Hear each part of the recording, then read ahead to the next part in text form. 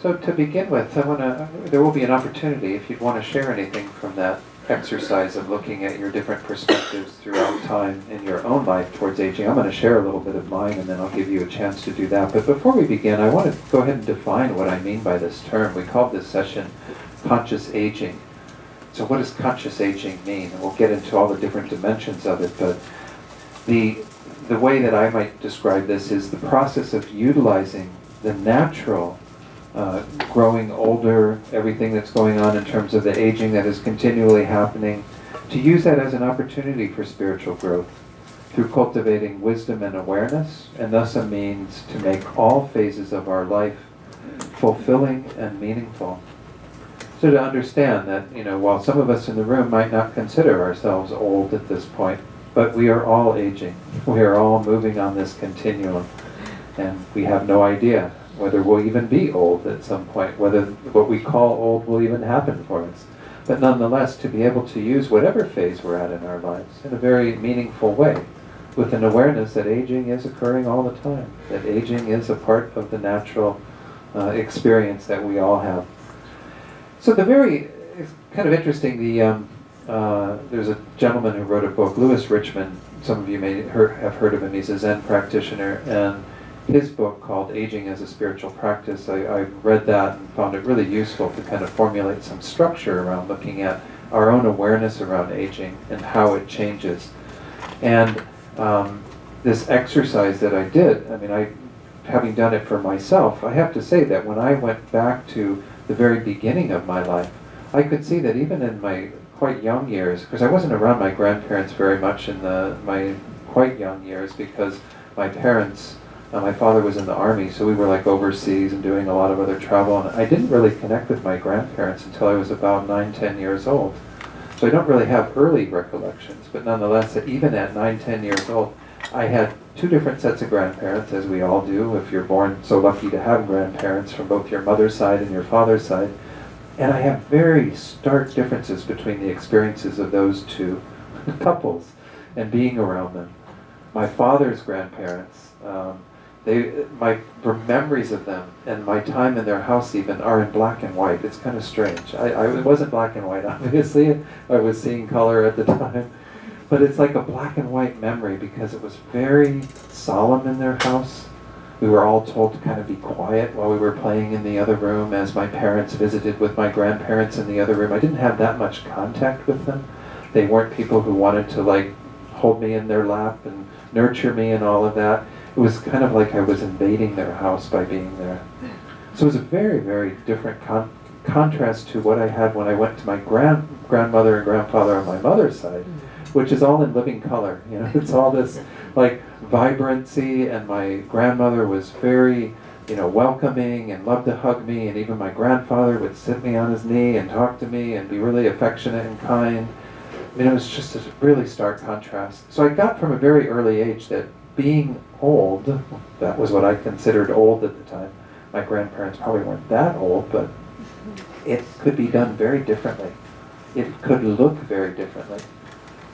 And of course, the people around you would be affected very differently by what it looks like. So I was getting that at a very young age. And then as I, continued, if I look at other points in my life, I certainly saw many things, even culturally, that influenced the way that I looked at aging or at what it means to be old. The film Harold and Maude impacted me a lot. I don't know if any of you have seen Harold and Maude. Harold and Maude's a wonderful film. Not everybody loves it, but it's essentially a story of a romance between this young kid, maybe 20s, early 20s, played by Bud Cort. He's Harold, and he falls in love with a nearly 80-year-old woman named Maude. So it's kind of this thing that in our society seems really strange. But he learns many valuable lessons by being with somebody who's at that age. And so I don't know, my own impressions of aging were once more really kind of cultivated on the basis of a lot of different things I was exposed to. One of the key things, though, that happened with me, you can see all the gray hair I have, I actually started getting gray hair in high school. So I had little whiffs of gray on the side, and they kept just getting more and more and more. So I've always had this kind of strange thing that's been going on, because some people will look at my face and not think I'm that old, but then they see the hair and they think I'm a lot older than I am. So I've had kind of both experiences in terms of how people perceive me and what age I am. When I went off to Italy to study, I had my 40th birthday there, when I was in the first year of the program in Italy. And there were a couple of women who were 25, and they thought that I was the same age as them, and I was like shocked that they would think I was 25 when I had all this gray hair, and I don't think I looked that youthful.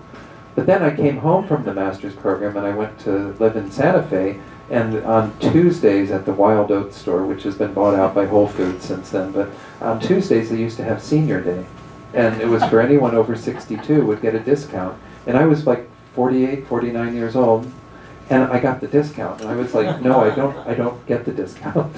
And they were like, just take it, don't worry about it. And I'm like, no, but I don't get the discount.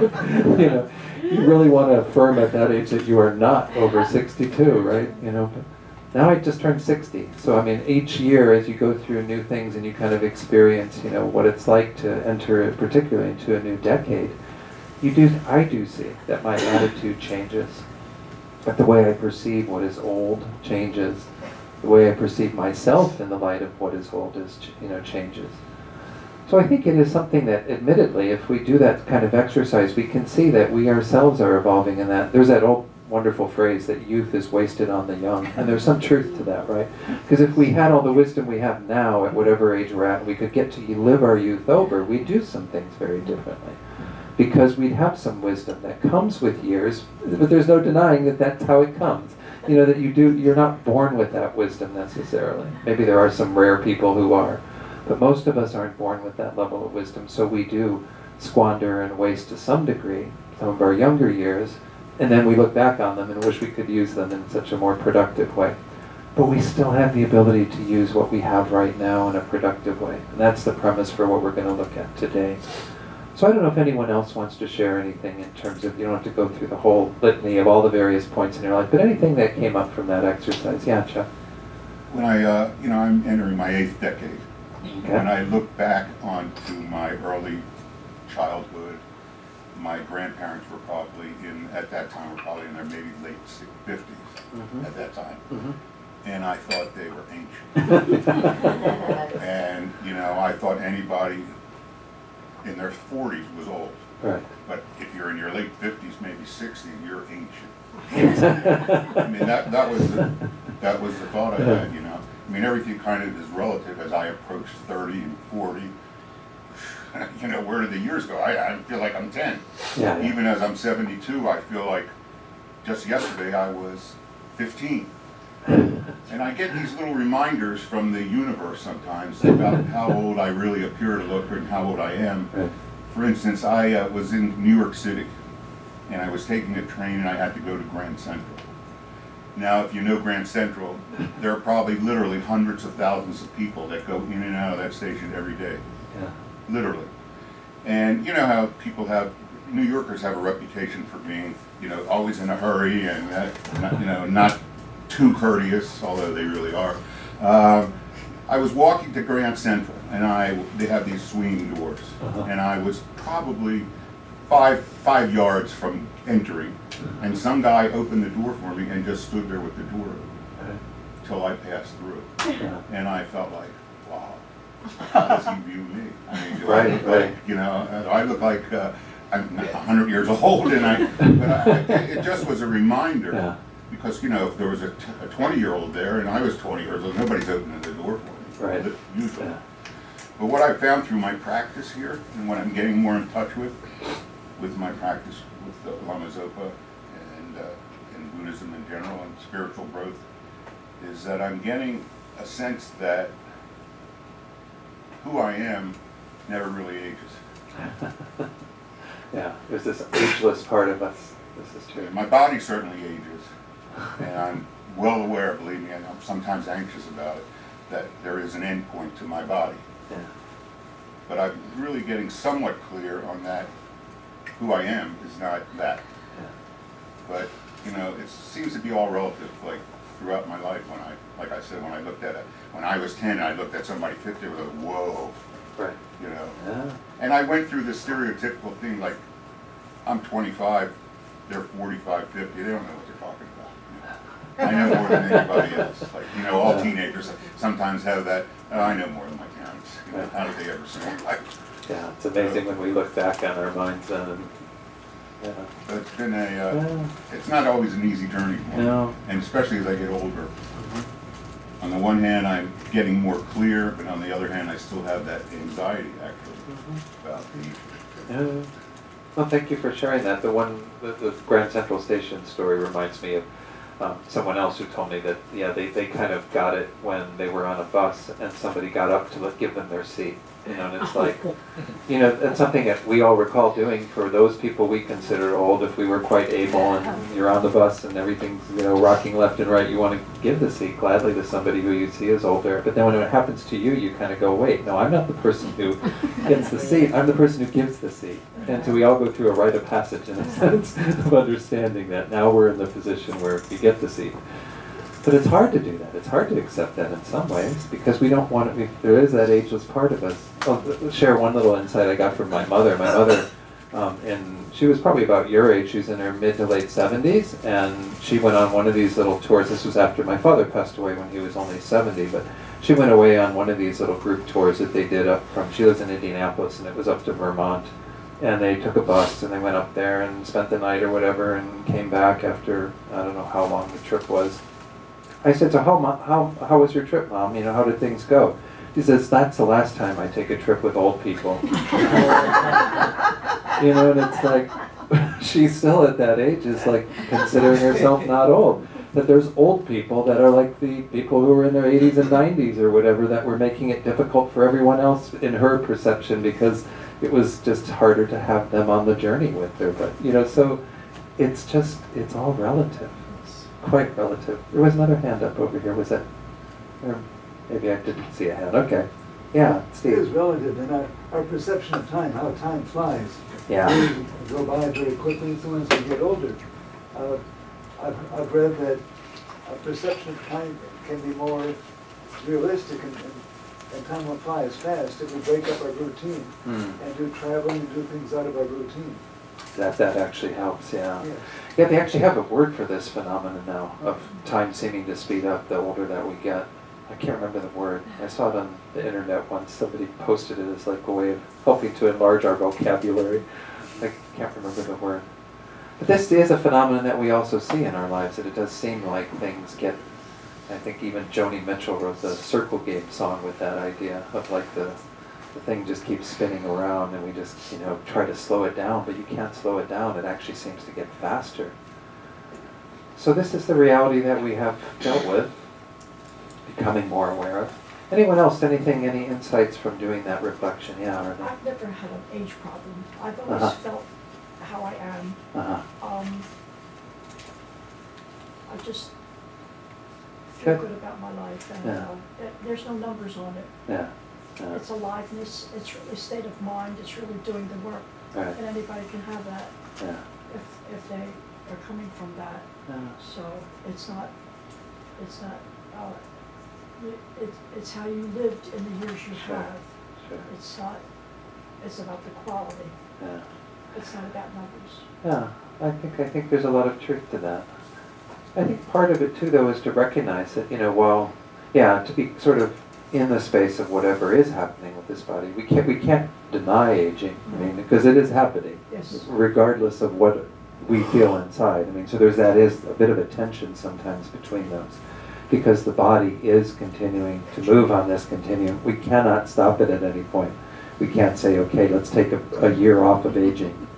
I'll just stay the same age, a little bit longer. I won't, So it is a matter of embracing that sort of timeless, ageless quality we have within ourselves, within the midst of working with the reality of us moving closer and closer to the end of this life. Really, the whole perspective of looking at aging has incredible relevance when we consider what it is taking us towards, is the understanding that within the concept of death, and understanding that death is inevitable for every one of us, that it gives more poignancy to what's going on with aging.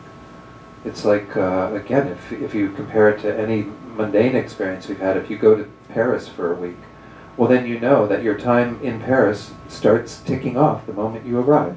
Sure. You only have so many days to do what you need to do, and so you start going and hitting the museums and the restaurants and the shops and everything you want to do in Paris so that when you get to the end of it, you know that you've done everything and you can leave.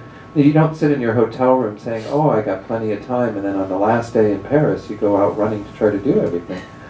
The poignancy of, is there when we kind of acknowledge that aging is leading us to a final point. And so therefore, every day leading up to that is as relevant as every day that you spend in Paris before you leave. Yeah, Arlene? I just want to make one more point. 18 months ago, I had a massive heart attack and I died.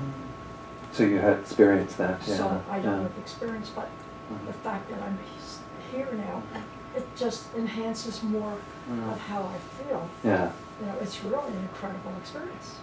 wonderful, wonderful.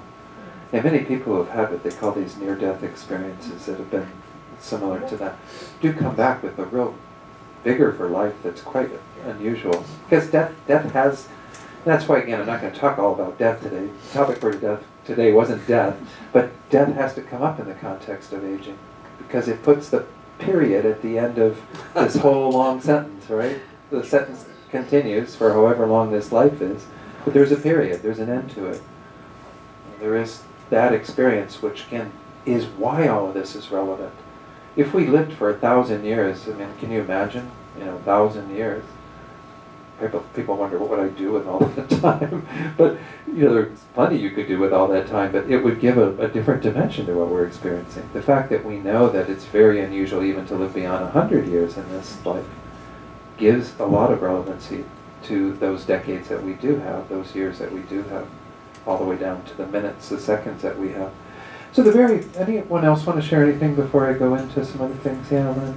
Something it made me think about was when I reflected upon my grandparents.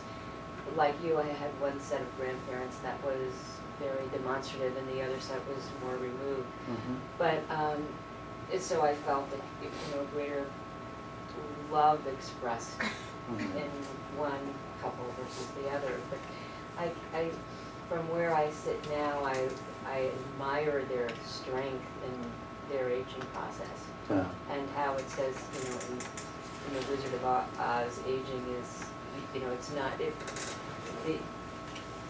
it's something about like keeping the young at heart in one's heart. Right. And it makes me think about Pema Chodron, who talked about aging, I think it was 5 years ago in one of her books, and how she talks about that there's this urgency. Right. And so I find myself being very conscious of what I decide to do with my life and what is less important to me. Mm-hmm. So that where I spend my time is much more well thought out, and I'm trying to work with the intention of creating meaningful moments. Right. Which is where, for me, Buddhism really comes in, with being clear on the choices that I make. And as Chuck, you were saying, the anxiety that comes in getting older, which is what the existentialists talked about, because it's part of the natural process of knowing that the end sight is closer than it was 20 years ago. Right. So that combined with meditation and what Pema Chodron talked Good. about is this urgency, so that I can complete my life in a way Wonderful. that is fulfilling for me. That's perfect. That's the essence of what we're looking at today, really, is how do we use our awareness of aging so that we do make those conscious choices about how to use this life. I think it was in Louis Richmond's book, one of his main teachers was Suzuki Roshi, wonderful teacher in the Zen tradition. And one of the things he was asked once by a student was, why do we meditate? Why do we engage in this spiritual practice? And he said, so you can enjoy your old age. It was kind of an interesting comment, because at some level, if we have all of this to rely upon, then we actually do have something. I mean, I have certainly seen people go into their older years, and after leaving work, there's not a sense of direction as to where their life is going and what they're doing. That's why this whole concept of like a bucket list came up with, I think, is to like give something to occupy the minds of people at that stage, where if you don't have something you're going to rely upon during that time of your life that's going to keep you going through that and utilizing what you're meeting and the experiences you're having, it could be pretty overwhelming, I'm sure. Some people bring some other qualities to that allow them to use that time well. I think my mother, she's just turned 88 this year. And I think she's using a lot of the skills she has. She doesn't have a meditation practice, but she has other abilities she's developed. But they allow her to live her life fully in her own way. But I think a spiritual dimension is really an important part of our aging and Yeah. entering into those years. Especially when one thinks of transitioning off the planet. Exactly. You know, like Maseratis aren't gonna help us. Yeah. A lot of things we've, And something Hannah said, just as a follow-up, Uh-huh. I had the good fortune of seeing her last week in Colorado, and she said something very, very, very profound to me. She said, she's 83, she just had her 83rd birthday last week. And she said, what she's working with is not holding on to anything. Yeah. Yeah. Groundless, it's no attachment. Yeah, letting go. Yes, and so it just spoke to me that where she's at now compared to what I was telling you, I heard listened to, on an Audible book about 5 years ago. I can see she's in a different Yeah. place with it, and here she's talking about like this, holding on to nothing, Right. not holding on to anything. Yeah. And Wonderful. that was her talk, so Yeah. it's interesting you're talking about it this Yeah, week. yeah. No, that's definitely one of the things that comes if we use this awareness of aging in that constructive way. And it can happen at any time. I mean, that's why, Ken, I encourage people throughout the week. I was like, don't think you have to come, that you shouldn't come to the conscious aging class if you don't consider yourself old. Because we're all aging. This is the reality for all of us. And if we use this earlier in our life, wherever any of you are at, I can't tell people's ages so well, but wherever you're at in your own life, you can actually make so much more of your life by using wherever you're at. I mean, I had the good fortune of meeting the Dharma, meeting the Buddhist teachings at 34, but I was always really quite jealous of people who met the Dharma in their 20s or their teens. Yeah. But some of you might be meeting the Dharma in like your 70s or 80s or whatever, and you'd be glad that you met it when you did. But if you're meeting it at an earlier age, think of how much more you can do with this life if you do get many more decades. We never know when death's going to come, but nonetheless, if we can use the time that we have in more constructive ways, how wonderful. But it is interesting how our perspectives, our thoughts about aging and how we feel about ourselves in the midst of this. That you stop kind of, acquiring all the things and filling yourself with all your life with all that kind of stuff, which is very Buddhist to begin with at some level, but then to also see what's really important, where our focus really should be. So one thing I want to share with you from Louis Richmond's book was that he talks about how that moment when we kind of develop some more conscious awareness of the fact of aging, of the reality of aging, he calls it lightning strikes. I want to share what he says about this because I think it's really a useful way to refer to it. He says, lightning strikes is the moment we truly wake up to our aging and can see the full significance of it in our whole life, from its unremembered beginning to its unknown end. Until that moment, regardless of our age, we spend much of the time not thinking too much about where our life is headed or what it all means. But once lightning strikes, it's different. We have reached a tipping point. We have stopped seeing things as we wish they were, and for a moment at least, can see them as they actually are. So it's up to each of us to examine and say, have we even had that moment yet? Have we had a lightning strikes moment? Louis Richmond's, he said, was when he was 36. And he was diagnosed with cancer, and he thought that that was going to be the end of his life, and he began to acknowledge the bigger scope of his life, and recovered from that, but acknowledged that he needed to be more attentive to what he was doing with his life, how he needed to be more conscious and aware of the choices he was making, the spiritual practice he was engaging in. So we each have things that awake us up to that, and I, again, can't tell what any of you have had in terms of your own experiences, but that's one thing to contemplate, is has lightning struck for you? Have you really gotten the significance of that? Because everything on the other side will look different. I mean, for me, I think sometimes it can come around death and the feeling of having one's life threatened, as Louis Richmond had in terms of his own experience at 36 of having cancer. For myself, I lost my first partner to AIDS in 1992. And so he passed away, and I had to deal with that loss in my life. This was before I met Buddhism, which actually was the silver lining to all of that, because I started studying Buddhism the next year through a book called The Tibetan Book of Living and Dying by Sogyal Oh. Rinpoche that was like perfect for me at the time. It came out in 1992. I started reading it in 93 and it just really changed my life. So for me, I mean, have I had that lightning strikes moment? Well, that was certainly something that for me resonated at a very deep level, that I got this reality that I wasn't going to be here forever, just as my partner had died, I too would die. And so it's not solely caught up in aging and the awareness of aging, but death is a real eye-opener when we experience it at whatever age. And, you know, and so with that cognizance, as Louis Richmond is saying, it changes. So everything before that becomes different from everything that follows with that awareness. Now again, it can't induce that moment, I think. It can. It happens on the basis of your own experience. You can't, like, I don't know, cause it to happen, I don't think. But you can nonetheless increase your awareness of aging. Were you going to say something? I think we've all had lightning strike. I mean, I think just in the course of being alive, you have a lightning strike. And I often have said in the past, boy, I'm going to take a different path. Yeah. You know, I'm going to watch my diet. I'm going to be more kind. I'm going to be more loving. I'm going to be more cognizant of the time I have. And it often takes a crisis to reach that point. Yeah.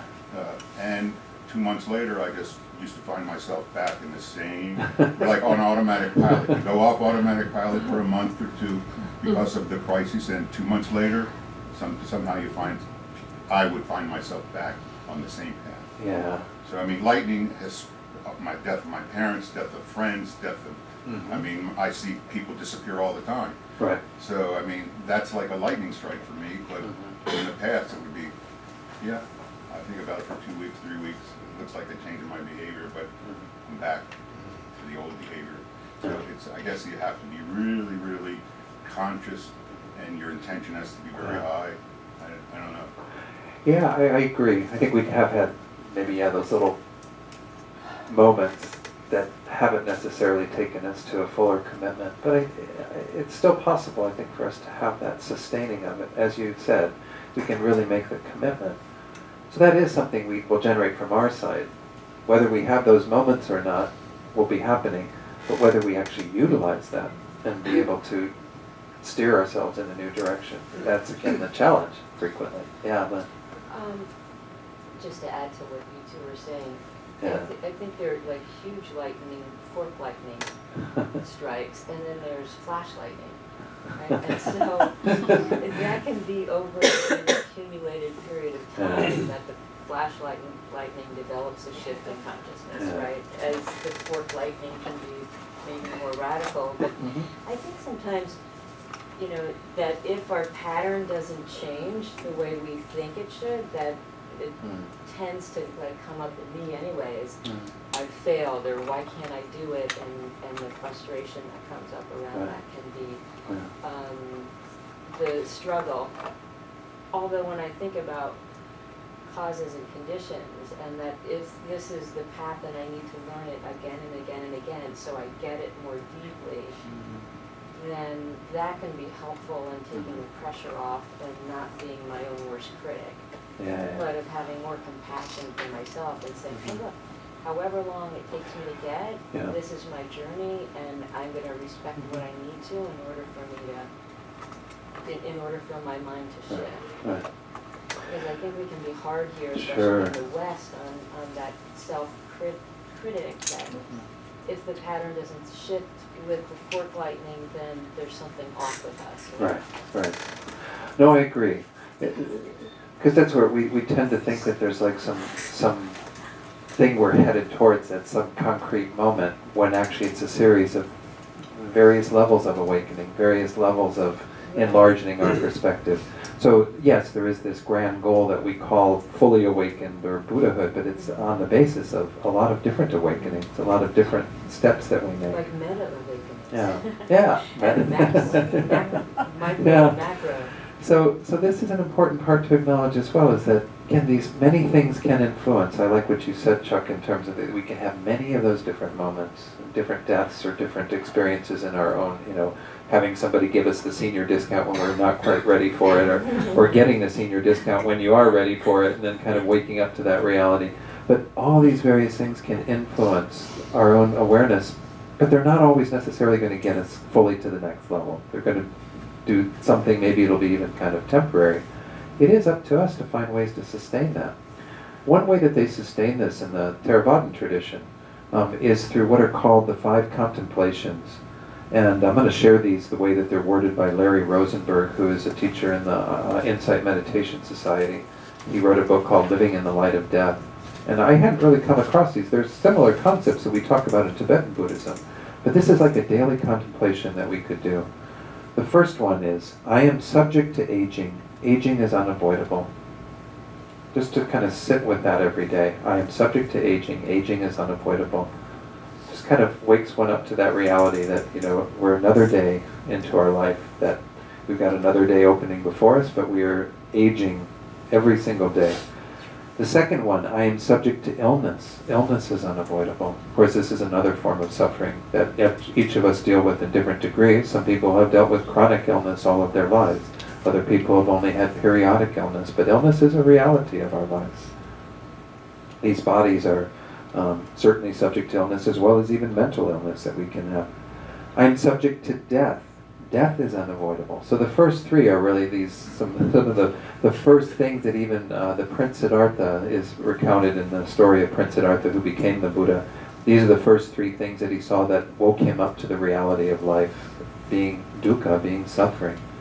Was the understanding that the story goes that he was being protected by his father in the palace grounds and not allowed to leave so that he wouldn't see the reality of life. But he made his way out, and the king tried to condition the town that he would go visit so it would all look just like the palace and everything being youthful and delightful and wonderful, but somehow he still caught a vision of someone who was aged, someone who was ill, someone who had died, a corpse that was being carried through the town. And those 3 visions woke him up to the reality of life, being suffering, helped him to propel himself forward on a spiritual journey. So those are the first 3 recollections: subject to aging, subject to illness, subject to death, that these 3 are unavoidable. The 4th one is, I will grow different, separate from all that is dear and appealing to me. It's just the understanding of the loss that's going to happen naturally. This is why people like Pema Chodron teach this way of letting go of what we have, to treat it all in a very impermanent way, because it is impermanent, and there will be a time when we have to part from everything. All the things that we have in our lives, all the people that we enjoy the company of, all of this is something we will have to separate from. I will grow different, separate from all that is dear and appealing to me. I will grow different, separate from all that is dear and appealing to me. The 5th one is a little bit longer, but it's essentially pointing to the reality that we are the creator of what we do with that time that we have, conditioned in this way. It's, I am the owner of my actions. I am the owner of my actions, heir to my actions. That we inherit our actions in terms of the actions we commit. We are the inheritors of the results of that. Heir to my actions, born of my actions, related through my actions. Who we are is a product of our actions. We are the creators of our own being, of who we've become. There's no one, other people have a bearing on it. This is where, again, Western psychology takes sometimes maybe a deeper onus on other people being involved in creating who we are, perhaps. I should generalize around Western psychology. Those do have an influence, but who we are is mostly ourselves, because some people can go through similar experiences to what we've had and be very different people, develop very different skills and abilities. So we are those who are born from our actions. We're born of my actions, related through my actions, and live dependent on my actions. So it's related through my actions and live dependent on my actions. Whatever I do, for good or for ill, to that will I fall heir. Whatever I do, for good or for ill, to that I will fall heir, or will I fall heir. The idea here is that once more emphasizing this concept of karma, that we are in the constant process of creating who we are. And we are the ones in charge. And a lot of factors can influence us, but it's up to us to determine how we approach things. So when we look at aging, for example, in the context of that, sure, we have created these bodies that are aging. I mean, this is a product that we have. We don't have some sort of permanent, eternal youth that we can experience. But what we do with that experience will definitely influence the rest of this life, will influence what happens after this life, if we have that view of things happening after this life. You know, this is definitely something to contemplate every day. The first three in particular, even the fourth, to wake us up to that reality of the impermanence of things, of how things are. This is the nature of our existence. And as Larry Rosenberg says, this isn't the cheeriest set of reflections in the world, and most people, when they first hear them, feel some resistance. They don't mind contemplating the Buddhist doctrine of impermanence in the world around them, but this is getting a little close to home. You know, this is kind of hitting hard right here, you know, in terms of our own impermanence, the fleeting nature of this life, all the various experiences we have.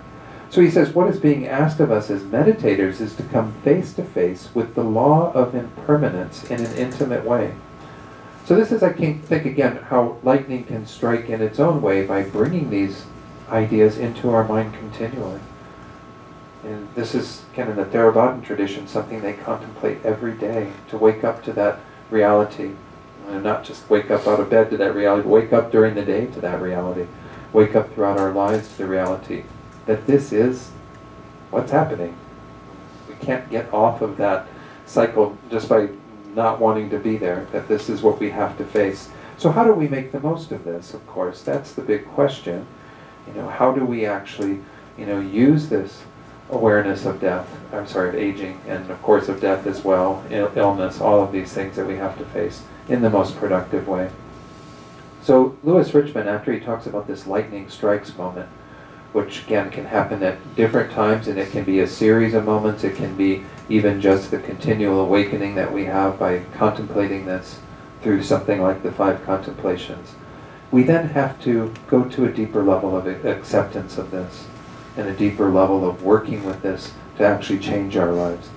So the second step that I see, he actually divides it into 4 steps, but I don't know, I'm going to skip over some of what he does and work with my own kind of feeling about it, is that once you have the awareness that aging is happening, once you, whatever it is that helps you to get there, even maybe today might be a pivotal moment for some of you who maybe haven't thought so much about aging, and then you go home from here and find some sort of openings within your own mind about how to look at your situation, whatever age you are right now. I think we have to move to something that's greater acceptance of it, where we actually begin to use what's going on as an impetus for us to practice more deeply, to actually make the best of this life. Here I'm going to use an analogy that comes from one of the sutras of the Buddha. This is from the Pali Canon as well. I think for this one in particular, I tended to rely upon Larry Rosenberg's book because he talks about this sutra there. It's called the Sallatha Sutra, Sallatha, which essentially is translated as the Arrow Sutra. So in this sutra, what the Buddha says is that we have 2 arrows that are involved in our suffering, in our difficulty. The very first arrow we can't do much about. This is the arrows that we just talked about in the 5 contemplations. This is the arrow of aging, the arrow of illness, the arrow of death. All of these are arrows that we are going to be pierced by eventually. Now, at the deeper level, sure, the Buddha says we can do something about that, because the deepest teachings of the Buddha are to help us to be free from all of this suffering, from all of this difficulty. But in regard to our everyday life, we can't stop that. Like I said, you can't stop your aging for a year. You can't, when illness begins to show up, you can't say, thank you very much, I can't get ill right now, and push it out of your life, and say, I'll come back in 5 years. Death comes to the door, we can't say, sorry, I'm not home. Go somewhere else. This is the reality, is we're going to face this first arrow. And we have lots of first arrows. The world's filled with first arrows. We can't do anything about somebody screaming at us, and yelling at us. What we can do something about, though, is the second arrow. The second arrow is everything that happens on the basis of having to experience the first arrow. And this is where we get into so much of the kind of storylines and the delusions in our own head that are reacting in ways that aren't so helpful in regard to that first arrow. So if we talk about the first arrow that is aging, then a lot of the second arrows, one of those arrows might even be our own denial of it, our own kind of putting our head in the sand and thinking, oh, it's nothing, I'm not going to worry about it, it's not nothing I need to pay attention to. I think we have to pay attention to it because it is a valuable thing to invite in and learn from.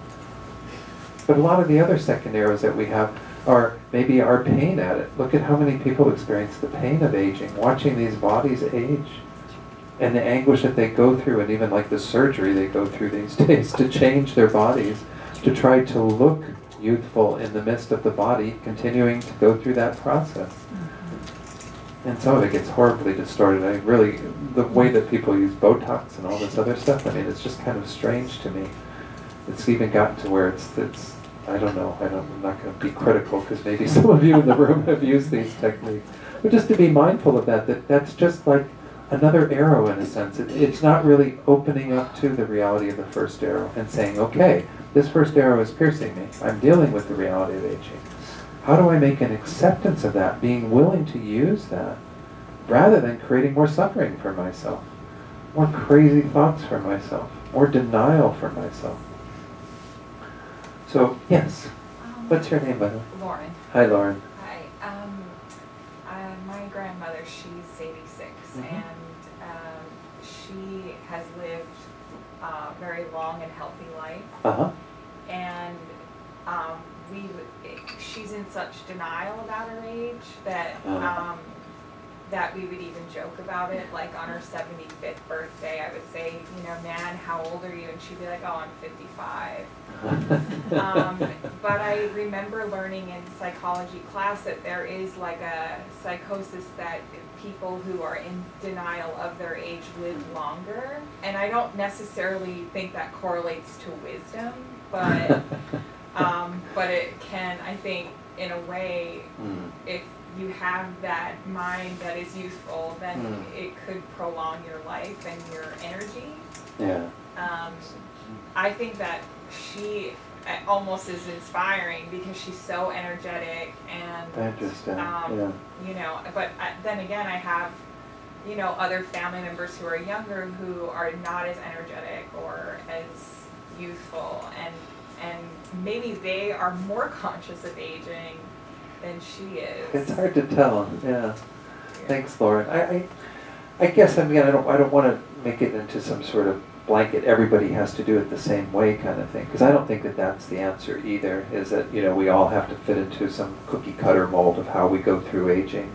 Because I think what your grandmother's doing is fantastic, and I don't know that it's all denial.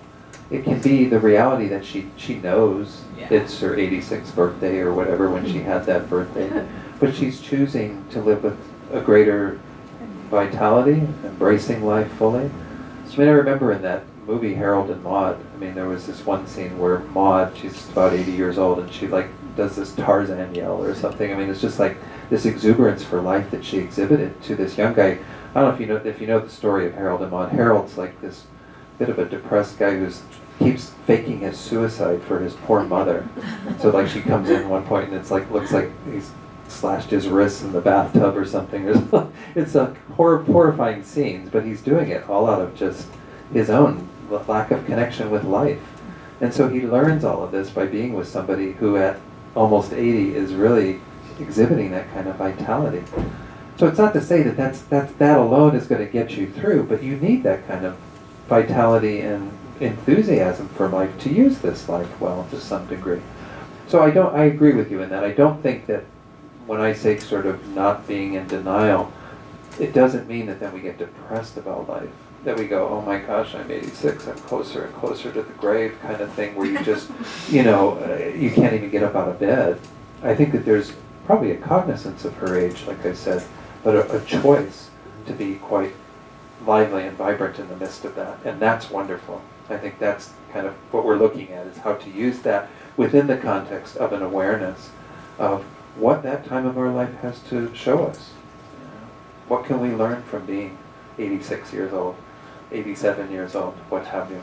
But I think, sorry. Yeah. I think that the key word, what you're saying, is learn. Because I think about, I feel pretty young, but I think about my aging compared to technology. I think technology Mhm. makes me feel like I'm aging, and my generation is the last generation that had a childhood without internet. Right. So there are children that are more competent than I am at certain Sure. things with technology. And again, going back to my 86-year-old grandmother, she is on Facebook and she uses the internet and email. And I Yeah. think that having that openness to Yeah.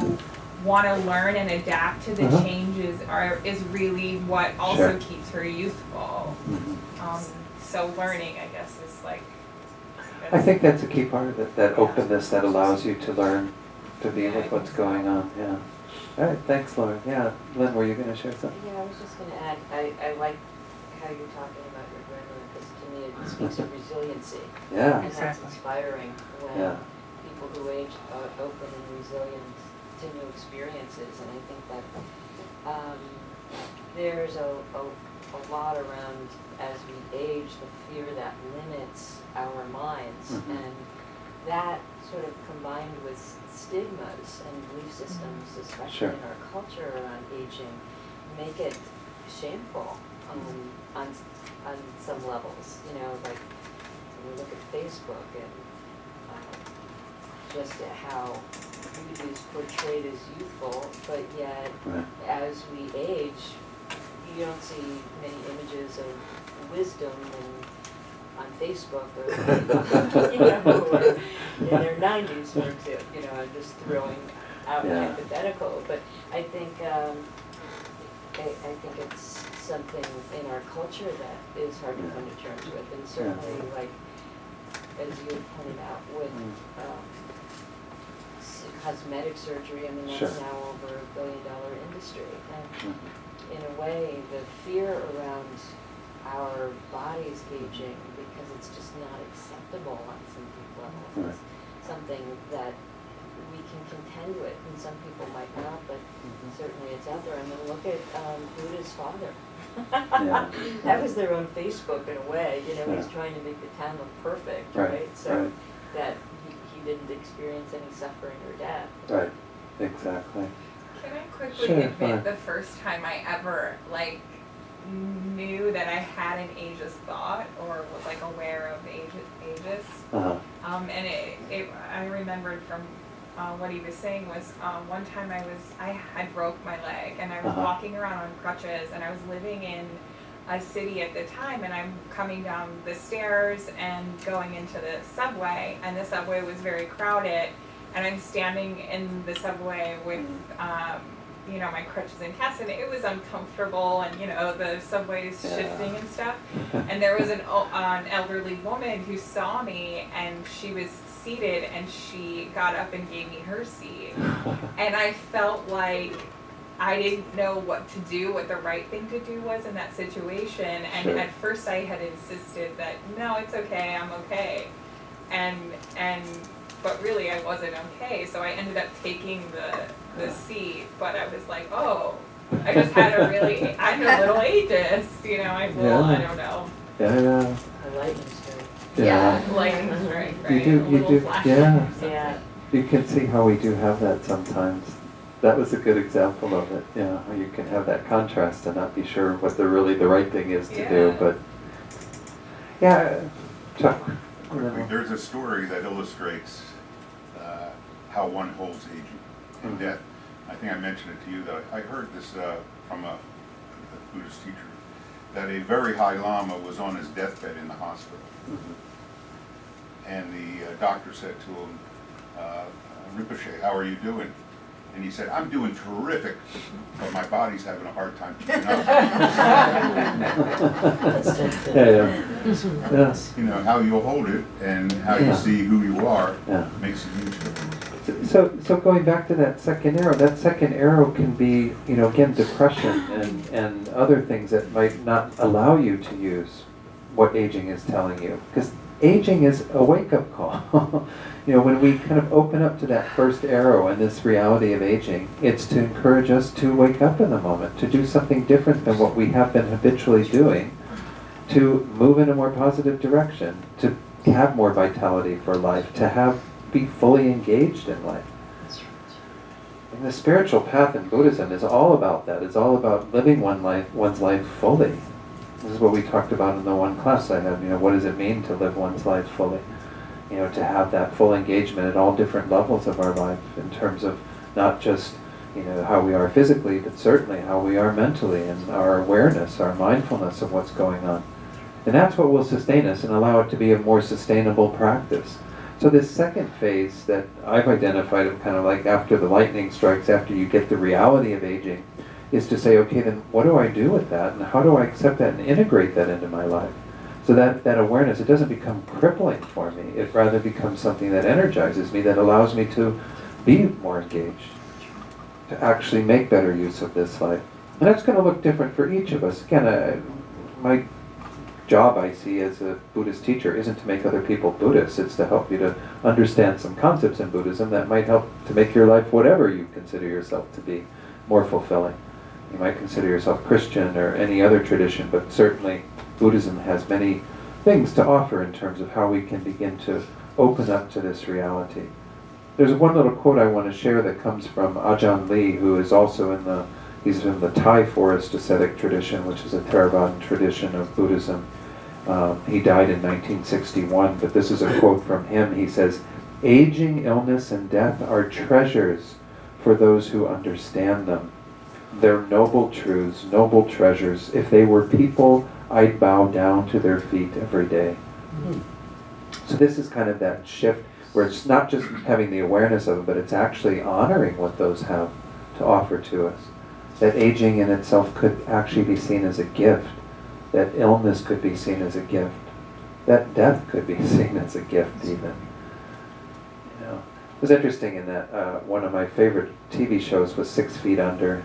I have like more books about death than anything, I think. And I'm just drawn to things around death. Maybe that's because of how I got on my spiritual path. But there's one scene, because I don't know if you know much about 6 Feet Under, it was about a family who operated a funeral home. And so every show would start with a death. It was quite interesting. It was pretty revolutionary for its time because, kind of putting that right out there. Okay, people die this way, people die that way. It was quite eye-opening. But there's one scene where one of the people, it's a woman who's burying her aunt, and she's talking to one of the brothers who's in the funeral home, and she says, "Why do people have to die?" And he says, so that life has meaning, so that life can be meaningful. I mean, and at some level, this is the reality. That's the gift of death. And that's the gift of aging too, is to understand that this is to wake us up to the preciousness of all of this. If we don't hold that awareness, then it passes right by. And sure, you might do lots of wonderful things. It's kind of sad when you go to funerals and people talk about people in terms of what they did that are really quite mundane experiences, but you still want to know, but what kind of a person were they, and how did they actually exhibit that in the world, and how did they really touch other people's lives? Those are the more important things, rather than they were successful at this and accomplished that and da-da-da-da, but how were we as human beings? Did we live to our full potential? So aging and death and illness, for that matter, are these precious treasures, are these things that actually we can embrace at that level. Bring them into our lives, invite them in, and really learn from them. Is there any comments on that kind of phase of it? That, again, these aren't absolutes, this is just some schema for looking at our own awareness around aging and these other concepts we've been looking at. Anyone? So let's go on to kind of what I would consider to be the third step, which is kind of, you've invited it, or you become aware of it, you've invited it and accept it. It's like, what does genuine growth on the basis of that look like? What are the things that you could learn from aging, perhaps? And it's going to be, again, somewhat different for each of us. I can't say that we want to go again to a cookie cutter mold and say you're all going to be identical in terms of what your awakening is on the basis of accepting your own aging.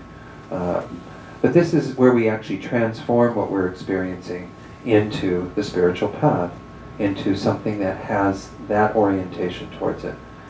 And so this is where I'm going to borrow a little bit from another Buddhist teacher, Kathleen Dowling Singh. Some of you may know her. She passed away earlier this year, and she's renowned for the book that she wrote, which was called, the initial book was called The Grace in Dying, where she was working a lot in the hospice setting around dying patients, and kind of seeing the grace, the way in which people were able to die in more profound ways and use that time of their life as a very significant passage.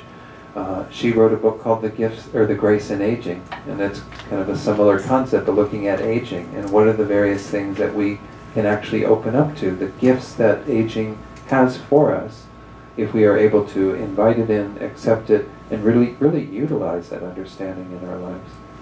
So I'm going to just use the titles that she has for some of this, and then just kind of share my own thoughts so we can have some discussion about a few of these. She goes into a whole list, and she actually doesn't call these the gifts of growing older, but that's kind of the title I've given to these.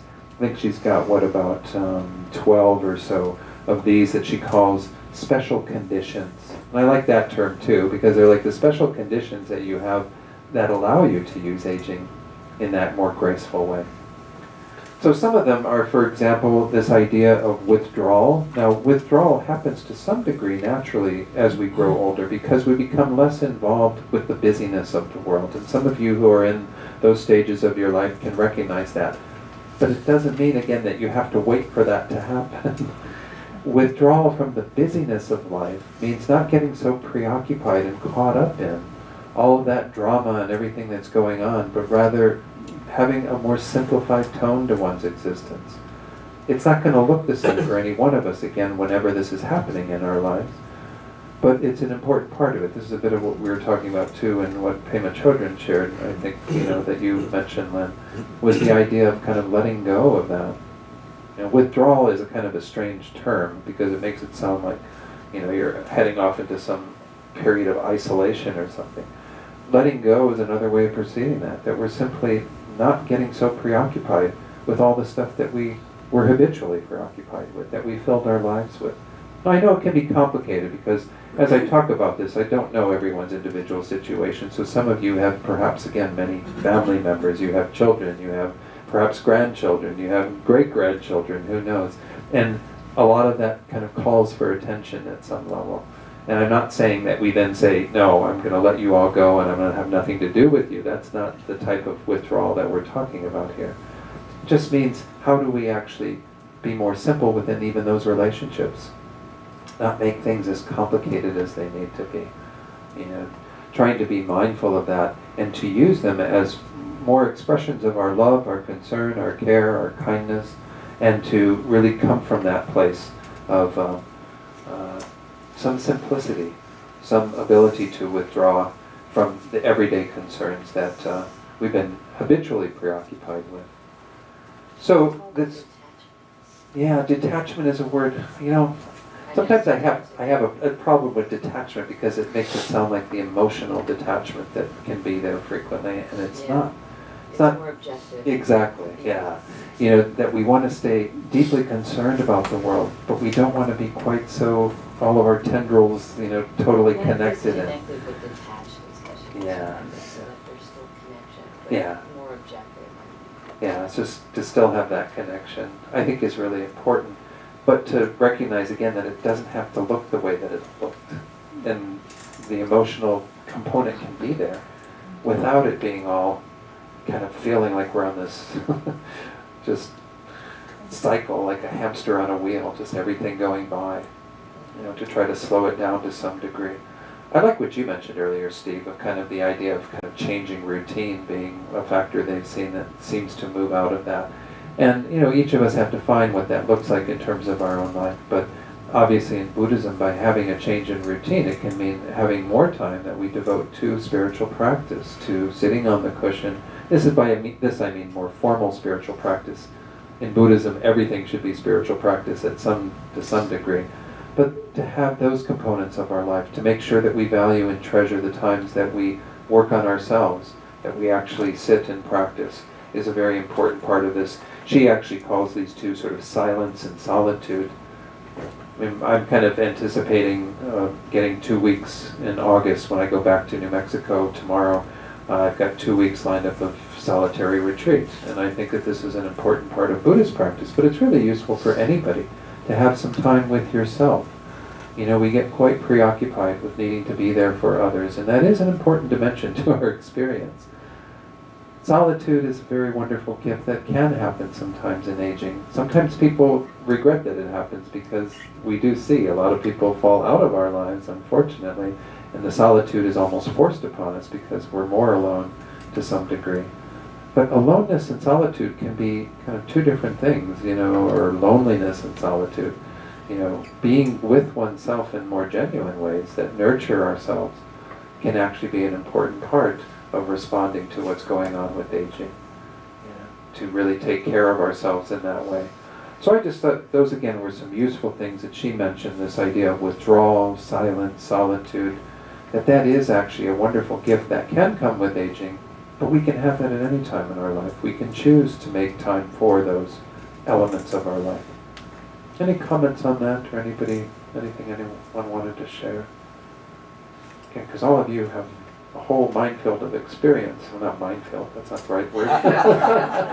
Sorry. A whole field of experience, let's just leave it at that. I don't know how much time we have left or how sure we have to go, but. We have 10 minutes. Okay, but one thing that hasn't been discussed yet is fear. Fear, yeah. Well, fear is kind of one of those second arrows, isn't it? So we talked a bit about fear yesterday in the course, but fear is probably not such a healthy mental attitude to have on the basis of aging or death. But it's so pervasive in our culture, Yeah. so that's what I thought. It can be a starting point, though. As we talked about yesterday, though, it can be an opening up to actually learning what's going on with that fear. What is it that's actually the undercurrent of that? What are the stories that are beneath that, so that we actually make good use of that fear. In Buddhism, having a healthy fear of death isn't a problem, as we talked about yesterday. Having a healthy fear of aging isn't a problem. Having a delusional fear about it becomes a problem. When it becomes a neuroses and we can't really deal with it then.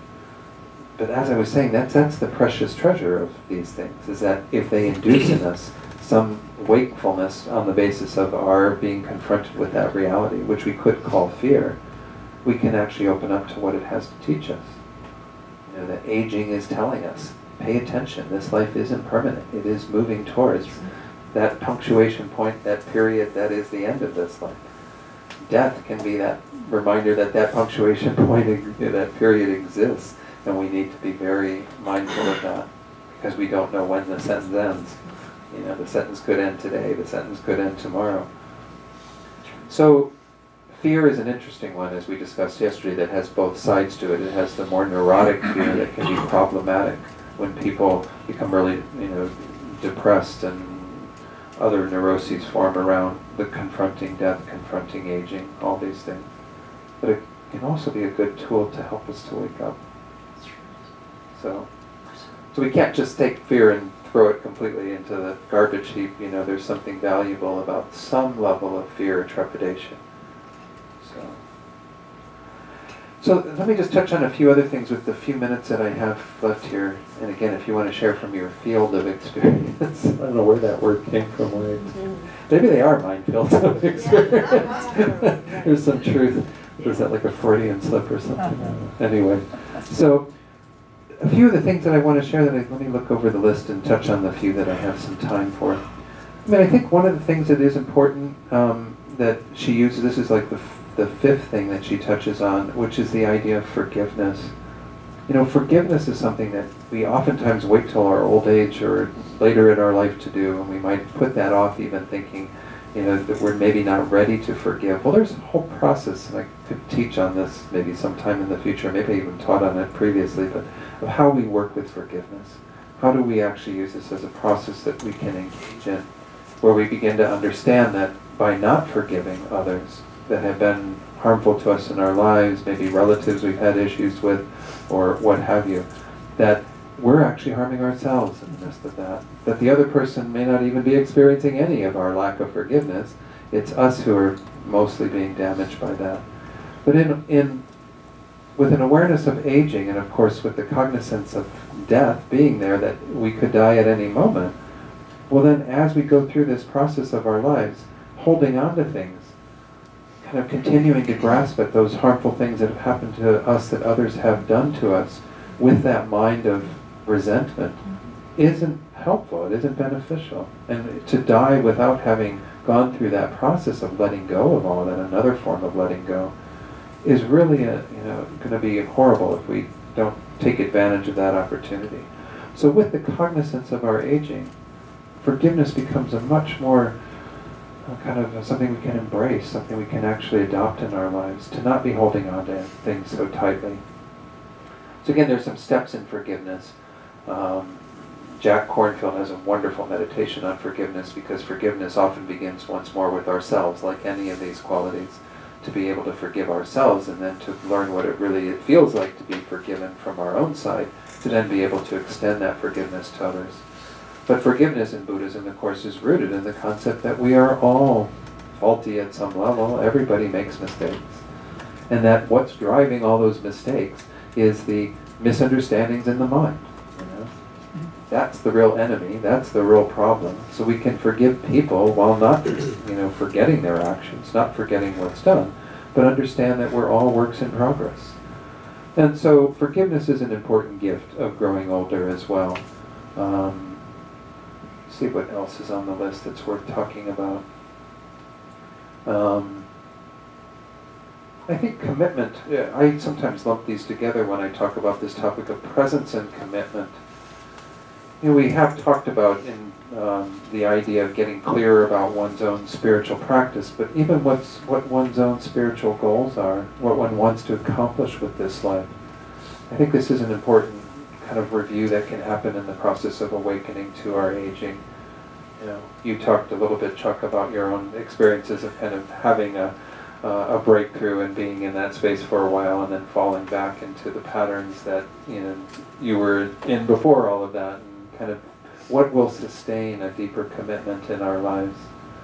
And to some degree, I would say that some of the skills that we develop in Buddhism can help with that. Being able to be more mindful and aware.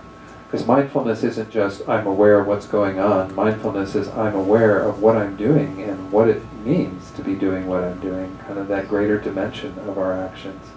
So if we have a commitment to a particular spiritual path, or to some element of that path, something we'd like to be using this life to cultivate, then we are mindful of always having that, of always trying to do things that support that. And that can happen at any time in our lives. And I've seen my own commitment kind of go through its ebb and flow, things changing over time. It's like the tides, things come in, things go out, but there's still, in general, an upward trajectory, which is good. That's how it looks like for most of us. Remember, I think I shared that one little slide that showed, actually I have a copy of it here, what that looks like. Can't project it, but that little cartoon of the spiritual journey.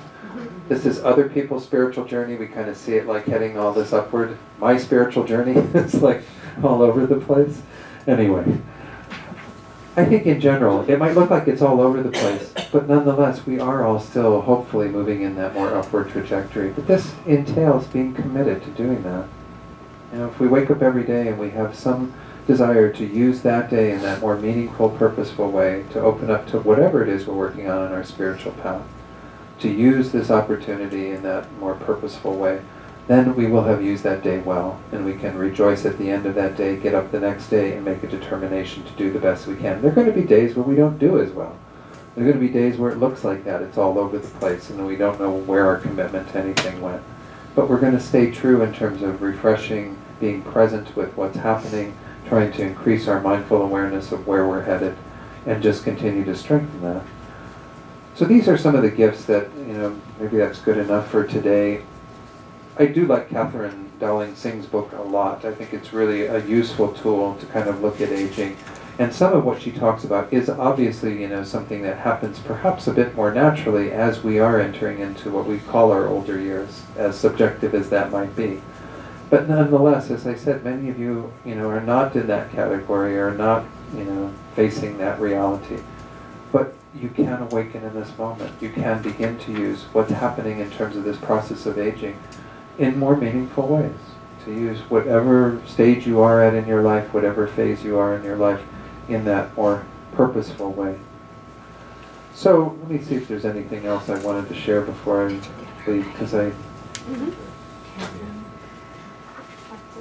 that's probably good enough.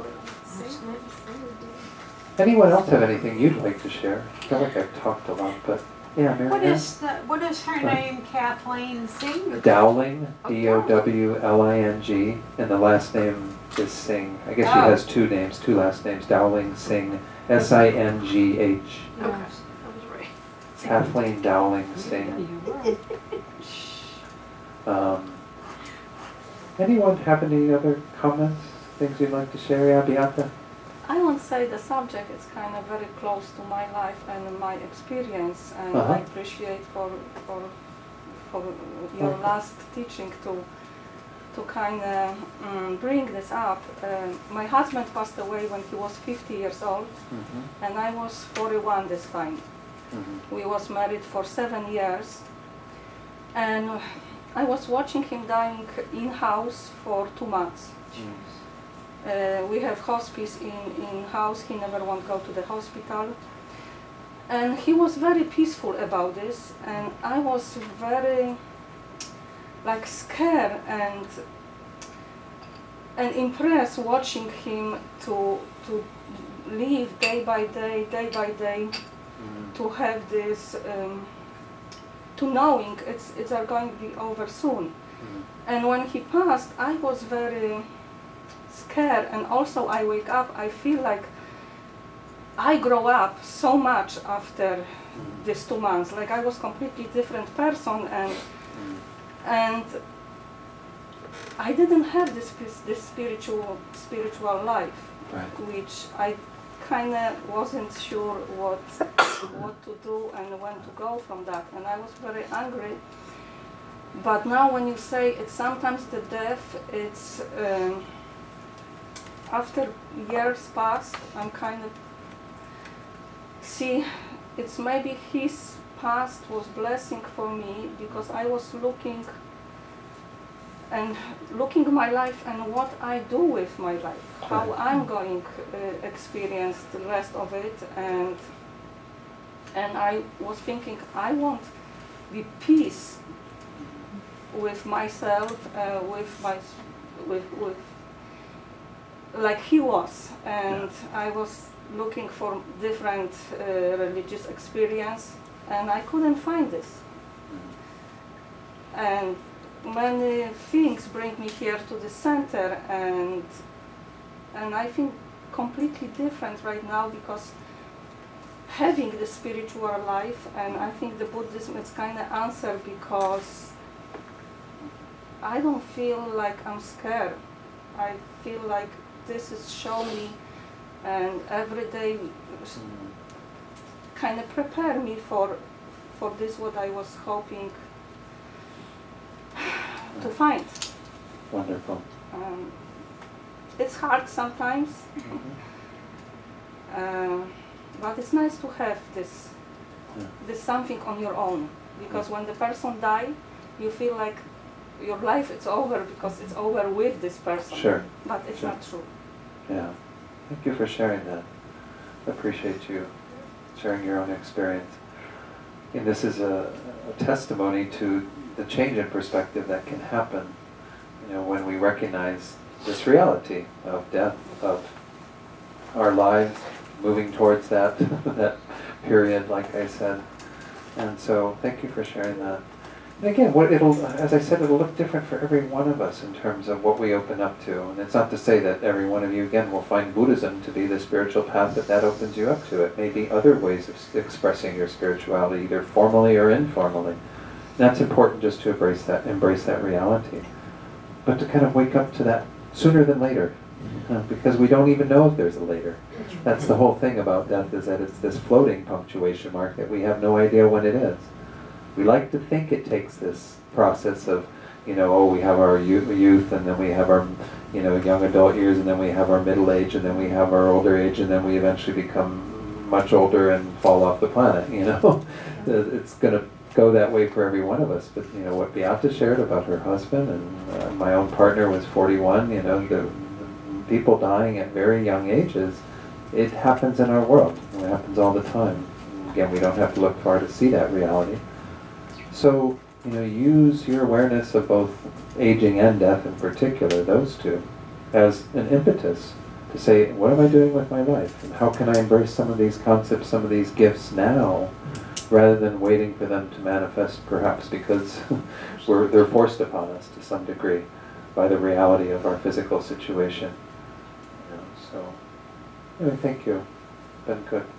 Let's just do a couple of prayers to close off today then. On page 235 of our prayer book. Again, as I said earlier, prayers in Buddhism are really just directing our minds, our thoughts. And these first two prayers on page 235 we usually recite these at the end of teachings.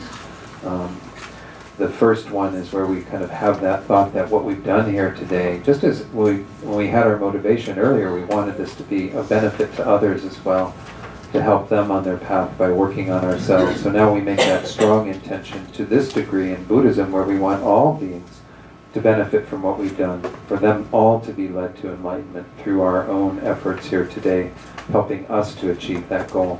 And then the second prayer, where we recall this mind of bodhicitta that is so important on our path, making that strong aspiration that our compassionate wish to benefit others continue to develop deeply in our hearts and in the hearts of others. Due to the merits of these virtuous actions, may I quickly attain the state of a Guru Buddha and lead all living beings without exception into that enlightened state. May the supreme jewel bodhicitta that has not arisen arise and grow, and may that which has arisen not diminish but increase more and more. Let's go to page 244, and we'll do these two prayers for these two teachers in our tradition. You know, all spiritual traditions have spiritual guides, and we can make strong prayers for the good health and long lives of anyone who's engaged in helping others to find meaning and purpose in life, to achieve their fullness of potential. But as we make these two prayers for these two teachers, feel that we're creating the causes for that, and for us and others to never be parted from perfect guides in this life and other lives. In the land encircled by snow mountains, you are the source of all happiness and good. All-powerful Chenrezig Tenzin Gyatso, please remain until samsara ends. You who uphold the subduer's moral way, who serve as the bountiful bearer of all, sustaining, preserving, and spreading Manjunath's victorious doctrine, who masterfully accomplish magnificent prayers honoring the three jewels, Savior of myself and others, your disciples, please, please live long. Then to conclude, let's dedicate the energy that we've created, all the positive seeds we planted, also to this relief of sufferings, the relief of the suffering of others that we're holding in our hearts right now. So each of us has individuals or even perhaps groups of people who we know who are experiencing some difficulty, having some obstacle to their well-being, or dealing with illness. We might even have those we know who are dying or who have died recently. And as I've mentioned recently, we can think about John Morrell, member of the community here, who passed away a little over a week ago. But just send this positive energy out to those specific beings. While we want this to benefit all beings, it's important that those we have a connection with, that we kind of honor that connection and open our hearts to them, sending this energy out to them so they can be free from their suffering and have all the conditions that will lead to their happiness and well-being. And may all beings experience true peace and happiness through our efforts. I also want to dedicate for all the members of Thupten Khunga Ling Center here, that you all may have good success in your practice, that this center may continue to flourish and grow. And thank you all so much for all of your kindness and my time here. So appreciate it. Yes, thank you, Don. We are so